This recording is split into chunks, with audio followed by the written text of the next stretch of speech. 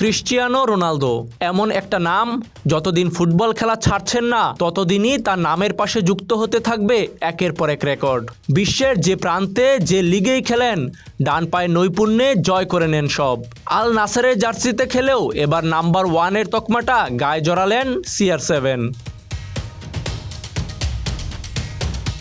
কাল রাতে জমকালো আয়োজনে ঘোষণা করা হলো গ্লোবাল সকার অ্যাওয়ার্ড। সেখানে মধ্যপ্রাচ্যের সেরা খেলোয়াড় হিসেবে পুরস্কার জিতলেন আল নাসেরের নেতা ক্রিস্টিয়ানো রোনালদো। দুবাই স্পোর্টস কাউন্সিলের ভাইস চেয়ারম্যানের কাছ থেকে সোনালি ট্রফি নিয়ে বছরের শেষটা আরও উপভোগ্য করে নিলেন এই পর্তুগিজ তারকা। অনুষ্ঠানে সপরিবারে হাজির হয়েছিলেন রোনালদো। সেখানে কি আর একটি ট্রফি নিলে চলে?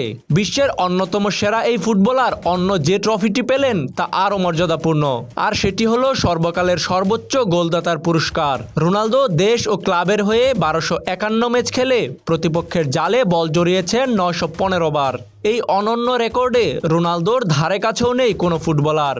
2 নম্বরে থাকা চিরপ্রতিদ্বন্দ্বী লিওনেল মেসির গোল সংখ্যা সবেমাত্র 850টি।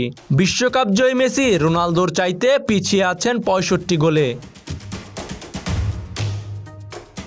এই লিস্টে থাকা বাকি ফুটবলাররা ইতিমধ্যে ফুটবলকে বিদায় জানিয়েছেন, তাই এই কীর্তিতে যে ভাগ বসানোর সাধ্য কারণেই তা নিয়ে গর্ব করতেই পারেন সমর্থকরা।